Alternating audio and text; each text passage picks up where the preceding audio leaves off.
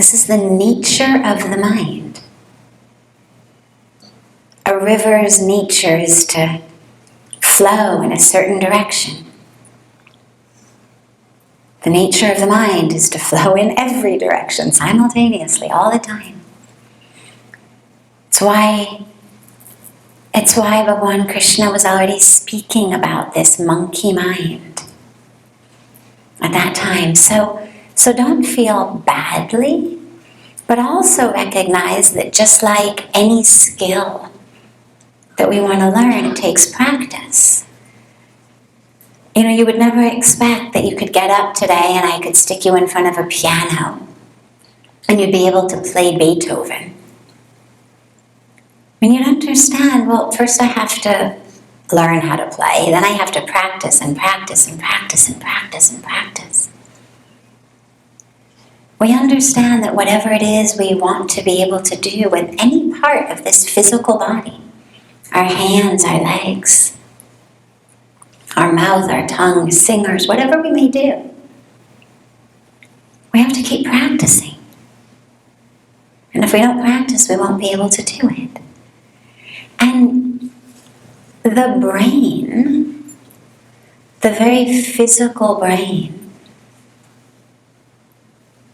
the medium through which we experience mind, is also just a part of this being that either can be trained and become a good tool in our hands, like our arms and our legs and our tongues, or it can just run rampant. But it's up to us. But it takes practice. And this is where Krishna emphasizes two aspects: Abhyasa, practice, and Vairagya, non-attachment. Abhyasa is obvious, practice. We just have to keep practicing. We practice in meditation, and we practice as we move through the world. We've spoken over the last couple of days about ways of working with the mind. So the mind is veering off into negativity, into judgment, into my story, and I just bring it back, just the same way I do like in my meditation. The guy cuts me off on the freeway, just about to yell, either outside or in my own mind. Idiot, who does he think he is? And I just catch it. And I just bring it back. Whether through telling a story of compassion, or whether just through re-anchoring in the fact that I'm not the driver of that other car. I'm not the physical body. So however we work with it, we just bring the mind back. Bring it back, either with the creative writing stories, with our practice of our affirmations, our Soham mantra. But we're working with it. That's the Abhyasa. And the Vairagya is something really interesting because with regard to the mind, it's really a matter, it's not about being disconnected. A lot of times people define Vairagya as disconnected. And this idea, I've lived in India almost 26 years now, and I've heard people all the time say things like, oh, I've really mastered this Vairagya. I've become very aloof. Nothing touches me. I'm completely disconnected. This is going on with my kids or grandkids or brothers or sisters or neighbors. And I don't care. I don't care. I'm very, very good and disconnected. That's not actually what Vairagya means. Aloofness or indifference are not synonyms for Vairagya. These are not virtues that we are actually supposed to attain. We've been given hearts that love, that feel compassion, minds that have initiative and creativity to serve, to help. Not in such a way that the ultimate goal is to be disconnected from the world around us. And if you doubt that, just look at our enlightened masters. Look at how Pujya Swamiji moves through the world.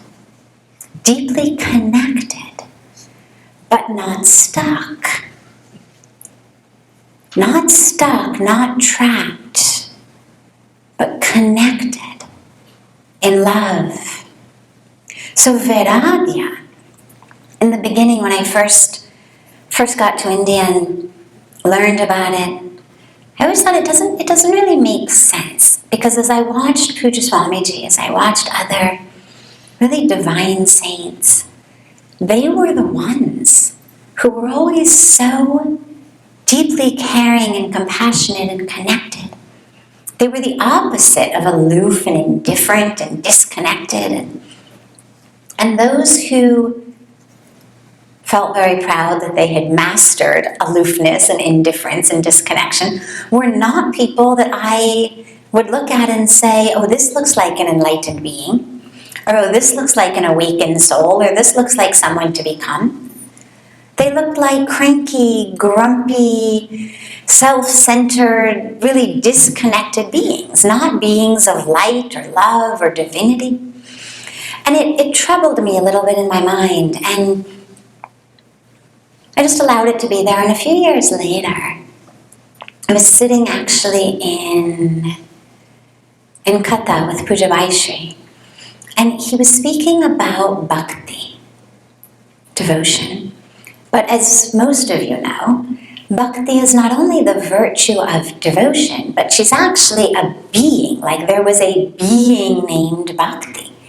And she's got a story. And she takes birth and she grows. And Bhakti has children.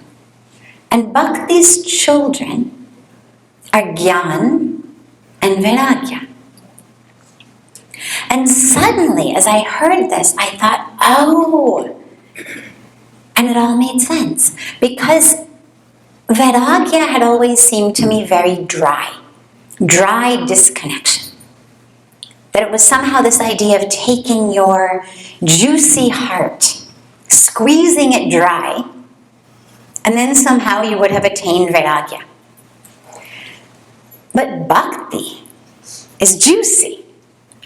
Bhakti is not dry, sort of general, love for all in a very dry, kind of theoretical sort of way. Bhakti is juicy love. Bhakti is the stuff that makes you sing and dance and cry, forget to eat, forget to sleep, forget to do everything because you are so in love. And of course, juicy love cannot give birth to dry disconnection. And I remember sitting there thinking, are we sure Vairagya was not adopted? Right? I mean, otherwise, how does it make sense? And I realized, okay, this is actually a mistranslation. That it's not detachment or disconnection, but it's reattachment, meaning normally most of us we're stuck. And this is what happens in our minds. We're constantly thinking about the things we are attached to. Who's saying what to whom? What's happening in the stock market? Are people liking us? Are they respecting us? Do we look good? Are people looking at us and thinking we look good? Are we, moving through our social sphere in a positive way? Is the project, the job that we're doing, is it going to succeed? Are we going to have financial security? All of the things that we're thinking about, things we've got to get done. It's all about our attachment to the very minute things of the world. Physical body, physical story, drama, attachments, roles, relationships. Oh my God, did my kid go to school without their lunchbox? Oh my God. Nothing wrong with it. It's very sweet. But it's attachment, and it keeps the mind stuck. When we reattach our minds to bhakti, to love of God, automatically from mother to offspring we get Vairagya. That detachment from the things that make us stuck in the world comes because we have reconnected to something much deeper, much higher, much fuller. And for me, the way that I like to think about it is if you were walking down a beach and you collect seashells or rocks, because they're beautiful and they're shiny and they're nice, and your hands are full of them. And then at the end of the beach, there's someone with a bucket full of diamonds. And they're literally standing there, with the bucket, and they're pouring the bucket out. Now, your hands are full.